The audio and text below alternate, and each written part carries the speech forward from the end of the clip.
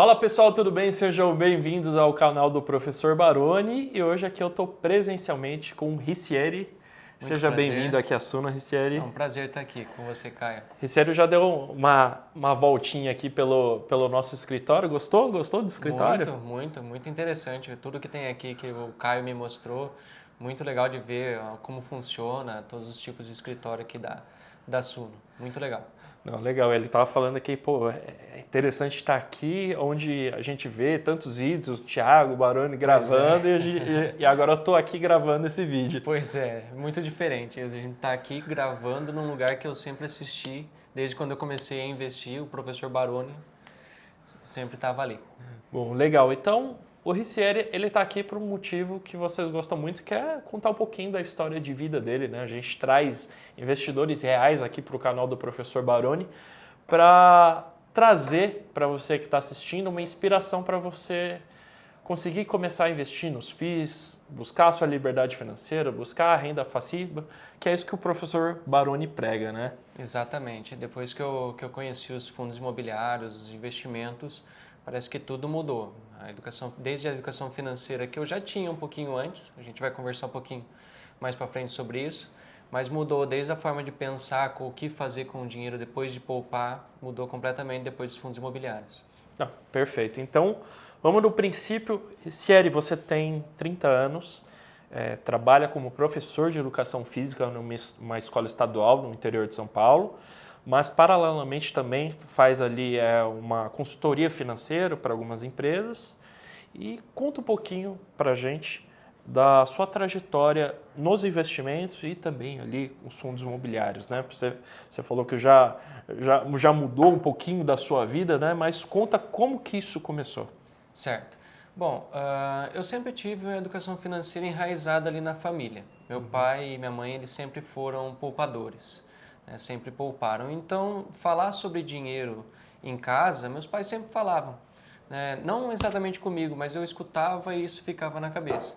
E aí eu fui crescendo, estudando e trabalhando, conseguindo o meu dinheiro e antes eu sempre poupava. Eu sempre poupava, deixava lá na poupança, que era o normal, da época. Era o que você sabia na época, Isso era né? o que eu conhecia. E aí, conforme eu fui estudando, pesquisando, eu fui entrando para os investimentos. Teve um amigo meu que me falou sobre os investimentos, mas daí ele me falou um pouquinho sobre o day trade. Eu comecei como day trade, não deu muito certo, e aí eu comecei a pesquisar outros tipos de investimentos. E aí eu achei os fundos imobiliários, ações, e venho me tornando cada vez mais sedento de vontade de aprender mais sobre fundos imobiliários, mais sobre ações, relatórios gerenciais, gosto bastante. Legal. Você lembra quando foi o primeiro contato que você teve com o mercado de fundos imobiliários? Sim, foi lá em 2021, setembro de 2021, no qual eu estava pesquisando sobre formas alternativas de investimentos, porque o que eu tinha no começo era que investimento era day trade. Quando eu vi que o day trade não ia dar certo para mim, eu comecei a pesquisar formas alternativas de investimentos, até que eu encontrei os fundos imobiliários. Eu vi ali um videozinho no canto do YouTube, vi um videozinho do professor Baroni falando sobre renda passiva. Não entendia muito ainda como funcionava a renda passiva, e eu entrei para ver. E a hora que eu entrei, assisti o vídeo, achei ele muito didático, O professor, ele tem essa facilidade, bem didático, e eu gostei. Fui pesquisando cada vez mais e lá em setembro mesmo eu já comecei a investir em fundos imobiliários porque foi onde eu me encontrei. Gostei da renda passiva. Legal. Você começou com uma cotinha mesmo? Já decidiu separar uma graninha maior ali mesmo? Não, eu comecei com um pouquinho. Comprei umas 3, 4 cotas de cada fundo imobiliário da minha carteira, mas não foi um montante muito grande não. Comecei com o que eu tinha ali mesmo e aí foi crescendo ao longo do tempo, lá em 2021. Legal, então isso que é uma das coisas importantes para você que está assistindo esse vídeo e está decidindo se quer começar a investir, saiba que você não precisa de muito para você começar. Aqui, como o Ricieri mesmo falou, ele comprou 3, 4 cotas ali de fundos imobiliários, que provavelmente eram base 100? Base 100. Base 100, mas hoje a gente tem os fundos imobiliários base 10, que você consegue começar a investir em fundos imobiliários a partir de R$10. E tem muitos bons fundos que são de base 10. Então você não precisa de muito dinheiro para você começar a investir. E, Sieri, hoje, como é que está a sua carteira? Minha carteira ela está dividida em fundos imobiliários, ações e renda fixa. Ações ocupam uma parte bem pequenininha ali, cerca de 15%. A minha maior parte está em fundos imobiliários, 15% para ações, 15% em renda fixa e o restante, os outros 70% ali em fundos imobiliários. O seu foco realmente é ali é a renda, né? O foco em aposentadoria, esse tipo de coisa. Isso. Depois que eu vi a renda passiva aumentando cada vez mais, eu tenho uma planilha lá com todas as informações que eu preciso. Depois que eu vi a renda passiva crescendo mês após mês, eu não consegui parar mais de investir em fundos imobiliários. Tem uma pergunta que geralmente as pessoas fazem quando estão vendo o vídeo. Qual que é o yield da sua carteira hoje? Você sabe mais ou menos? Sim. Eu fiz uma análise desse ano aqui e nesse ano está dando cerca de 1,1% ao mês. 1,1%. Isso. 12% ao ano já é um bom carrego, Isso, né? isso só de dividendos. Mais a valorização que teve esse ano. Isso. Para quem fala que fundo imobiliário não valoriza, olha Pois lá. Olha lá. Mais a valorização desse Teve ano. uma valorizaçãozinha que você Sim. pegou também. Mas enfim, só para que quem está assistindo entenda, os fundos imobiliários não são um tipo de ativo que tem foco em ter grandes valorizações, que nem as ações, por exemplo, que tem uma alta volatilidade. O foco realmente está na renda, está nos fundos distribuírem 95% dos rendimentos para os cotistas. Esse é o grande foco. É lógico, às vezes, de vez em quando, a gente vai ver uma valorizaçãozinha ou outra, mas também a gente pode ver, de vez em quando, uma queda, e é aí que, às vezes, a gente aproveita essa queda para comprar um pouquinho mais de cota. Estou errado? Eu falei sorridente sobre a valorização desse ano aqui, mas eu não fiquei muito feliz, porque eu comprava fundos bem mais barato antes e agora eles subiram 15%, 20% ali na minha carteira. E eles continuam bons, né? Com certeza. Continuo comprando, inclusive, só que agora é um pouco mais caro. Bom, beleza. E quantos fundos você tem na carteira hoje? Eu tenho 21 fundos. 21 fundos? Isso, 21 fundos. Estão distribuídos ali em que setores? Eu tenho 50% em fundos de tijolo, 50% em fundos de papel. Né? Eu gosto bastante dessa diversificação em 50-50 porque eu tenho a valorização, principalmente dos fundos de tijolo, mas eu também tenho o yield do fundo de papel que vem pagando bem. Por conta da Selic alta. Isso, Selic alta, o IPCA também. Agora o IPCA deu uma baixada, né? Voltou ali para os níveis normais. Mas também não vai abaixar muito, né? Não, mais do que 4,5 ali, não sei não. Mas enfim. E aí dentro dos FIIs de tijolos, como é que você está por segmento? Dentro dos FIIs de tijolo, meus dois mais fortes ali é o setor logístico e o setor de shopping. São os dois setores que eu mais tenho investido no último ano, principalmente. Mas tem ali também fundo de desenvolvimento, lajes corporativas. Então está bem diversificado ali. Os dois, principalmente, que ele falou ali no início, são dois setores que o Baroni gosta muito, né? O professor fala bastante dos FIIs de logísticas e fala muito, muito mesmo FIIs de shopping, que sofreu muito ali no período de pandemia, mas hoje, com a volta do consumo para patamares mais estáveis, é um setor que continua se expandindo muito, né? Muito. A gente vê várias movimentações de mercado, várias movimentações de fundos comprando participações em shoppings quase no Brasil inteiro, Sim. praticamente no Brasil inteiro. Né? Então tem várias movimentações, tá com um yield bem interessante também para um fundo de tijolo. Então eu estou gostando bastante dos fundos de shopping. E é uma coisa interessante, né? Quando a gente vai olhar alguns setores, por exemplo, lajes corporativas, 80% a 90% das lajes corporativas estão concentradas aqui nesse miolo que a gente está, inclusive, onde fica aqui o prédio da Suno, né? Então é Faria Lima, Chucre Zaidan, Avenida Paulista, que é aqui próximo. mas quando a gente vai para os setores de shoppings, tem shopping no Brasil inteiro sendo vendido para fundos imobiliários. Mesma coisa, setor ali de renda urbana, supermercados, atacarejos. Esqueci de falar da renda urbana. Tenho investido também bastante em renda urbana. Está trazendo muito valor para os cotistas, muita valorização. Eu tenho gostado bastante desse setor de renda urbana. Legal. E vamos lá. Você falou que você tem quase 21 fundos, né? 21 fundos. Você tem 21 fundos na carteira. Como é que você faz para acompanhar esse mercado? Eu gosto bastante.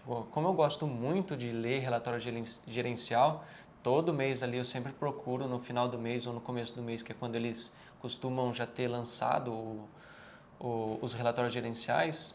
Eu venho lendo, fazendo uma varredura, vejo os gráficos, os números, os indicadores, gosto bastante de relatório gerencial. Então eu acompanho bastante, principalmente a hora que eu chego da escola, né, do serviço, e vou lá ler um pouquinho, 1 hora, 2 horas aí que eu tiro para ler relatório gerencial. Legal. Agora eu quero entrar em outro ponto, aproveitar que você falou de escola, entrar nesse seu lado professor, né? Porque você comentou que você, além de ser um professor de educação física, você tenta passar os ensinamentos financeiros para o pessoal, né? Então, conta um pouquinho mais para a gente como que você faz isso na prática. Certo. Na escola, Caio, na escola ela é um pouco mais fechada. A grade de horário na escola ela é fechada. Então, é difícil você ter um tempo ali para realmente desenvolver um projeto. Né, que é o que eu queria fazer, porque é onde você concentra as atenções na educação financeira. Mas como é educação física e também eu tenho uma disciplina chamada EMA, né, eu consigo ter um pouquinho mais de flexibilidade. Então, nessa parte de flexibilidade que eu costumo trazer para eles um pouco de educação financeira. Até porque eu trabalho numa escola pequenininha, bem pequena mesmo, de 100 a 150 alunos ali na escola inteira. E eu tenho mais facilidade em conversar com eles. Eu tenho, acho que, um dialeto parecido com o deles, então eu tenho uma facilidade em trazer a atenção. E quando fala em dinheiro, quando fala em renda passiva, eles começam a... Opa, o que é isso? Né? Então eles têm a curiosidade... Ganhar dinheiro dormindo? Como é que é esse negócio? Ganhar dinheiro dormindo?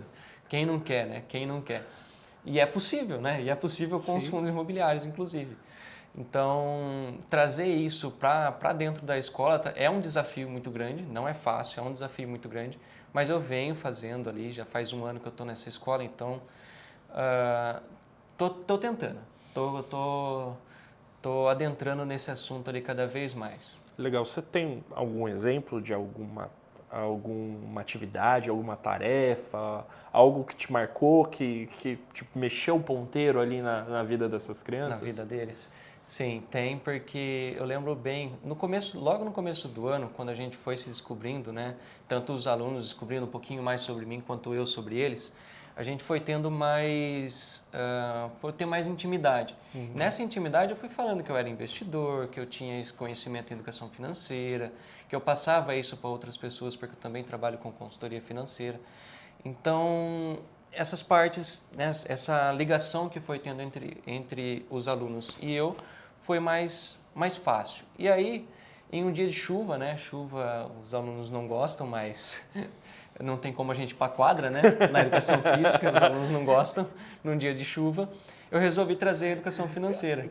Eu vou só fazer uma pergunta aqui nos comentários. Todo mundo já teve aula de educação física. Quem nunca ficou bravo com um professor de educação física, eu quero que se manifeste aqui nos comentários desse vídeo. Pois é. E aí o cara para a aula, né, porque está chovendo, para a aula prática para dar aula de educação financeira, né? Então, os alunos ficavam meio receosos assim no começo, mas depois que eles foram vendo as atividades, como funciona a educação financeira, a realidade do país, porque a hora que eu mostrei a realidade do país no computador ali mesmo, parece que eles, peraí que eu também não quero seguir por esse caminho. Né? Então acendeu um flash ali nos olhos deles. Daí eles começaram a perguntar mais. Meu, que legal, que legal. Inclusive, é muito, muito interessante isso que o Ricieri falou, porque há um tempo atrás, talvez alguns de vocês que estão vendo esse vídeo lembrem, a Suna, a gente fez um projeto no Dia das Crianças de criar um e-book voltado para a educação financeira, né? De como os pais responsáveis educar as crianças, né? Então, inclusive, eu vou deixar aqui esse mesmo conteúdo na descrição desse vídeo, caso vocês queiram acessar, porque é muito importante que se a gente quer um país financeiramente educado, a gente tem que começar pela base, né? Tem que começar pela base. As escolas é uma parte muito importante ter educação financeira. Ali não é uma coisa que poderia ser facultativo. É uma coisa que tem que ser obrigatória, a educação financeira nas escolas. E no país inteiro. No país inteiro. Tem a disciplina, educação financeira, mas ela também vem engessada. Tá? Vem bem engessada ali.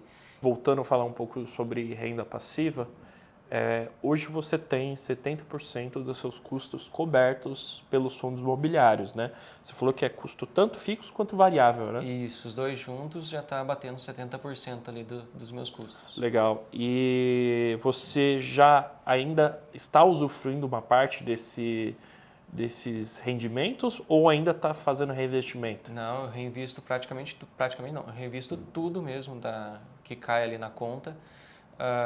Cai direto na conta corrente, né? É uma coisa que os alunos perguntam, mas esse dinheiro cai aonde? Direto na conta corrente ali da corretora.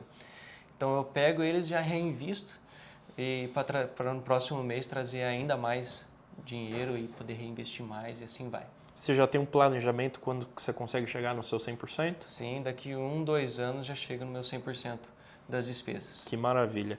E conta um pouquinho mais pra gente como que você escolhe ali, porque que é uma coisa uma dúvida comum que surge, beleza, eu tenho minha carteira de FIIs, estou recebendo os rendimentos. Como que eu escolho qual FII reaportar? Qual? Então, tem uma série de teorias, inclusive o professor Baroni tem um vídeo só falando sobre isso, mas eu queria ouvir de você como é que você faz isso. Certo. Eu sempre vou nas melhores oportunidades ali do momento. Então, eu sei que tem o futuro, né, a taxa Selic tende a cair daqui 1 mês, talvez 3 meses, no primeiro, segundo trimestre de 26. Ela tende a cair, então eu sei que as oportunidades vão começar a aparecer em algum dos lados, principalmente fundos de tijolo. Então eu venho cada vez mais aportando em fundos de tijolo nesse último ano para cá. Né? Para escolher cada fundo imobiliário, como eu estou sempre estudando os relatórios gerenciais, eu sei aqueles fundos que estão com um fluxo de caixa mais saudável, né? Que está com uma receita bem acima das despesas, que as despesas não vêm aumentando mês a mês ou então semestralmente. Então eu sempre venho conduzindo os relatórios gerenciais para saber em quais eu vou aportar. Perfeito. E agora falando ali sobre a sua carteira, né? Você teve um processo ali de escolha dos seus fundos e como que você chegou em todos aqueles fundos que você tem hoje? Certo. A gente sempre começa com aqueles fundos que são maiores, né? Os fundos que são maiores, que têm um patrimônio bilionário, né? Que são aqueles fundos que têm mais receita, têm mais facilidade em fazer negócios em várias partes do país, e aqueles fundos que são mais diversificados, né? Aqueles fundos que têm mais imóveis, mais inquilinos, a classificação dos inquilinos também é bem importante. Então, fazendo a análise para começar a colocar esses fundos na carteira, eu fui colocando os maiores, né? Os maiores ali para eu encaixar na minha carteira, e aqueles que eu me identifiquei, que eu achei que fazia sentido na minha carteira, eu coloquei. Legal, você usa uma planilha, um site, como que você faz para organizar a sua carteira? Os dois. Eu gosto bastante de planilhas, eu não sou um expert, mas nas planilhas ali tem sempre os indicadores que eu quero ter nos fundos. Então, num fundo de shopping, o que eu preciso ter? Né? Vacância financeira. Nos fundos logísticos, a mesma coisa. Quantos %, né? E por aí vai.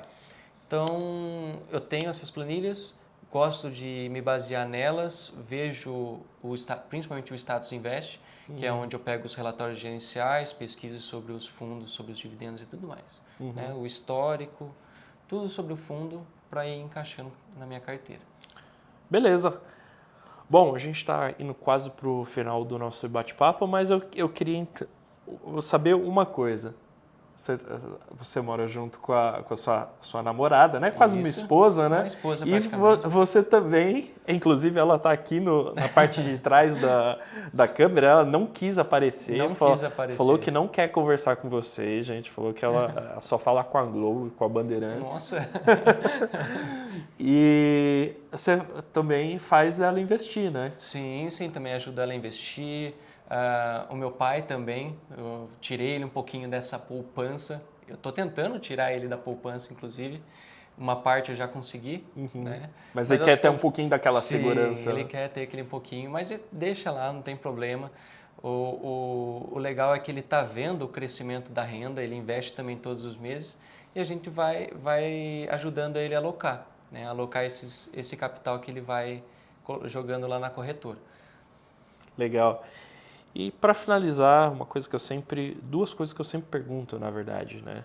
Queria entender se você teve algum erro ali na sua trajetória de investidor. Sim. E se você tem uma dica para quem está assistindo esse vídeo, está em dúvida de se os FIIs são realmente bons para ela. Sim, eu tive erros que cometi. Eu comecei com alguns fundos, falei que eu vi sempre os maiores, né? Só que eu também pesquisei um pouquinho antes de me aprofundar o dividend yield, exatamente. Quando você puxa um pouquinho mais pro dividend yield, o olho cresce, né? Começa a ter aquela ilusão de que sempre vai pagar aquilo lá. Mas hoje a gente vê que não é.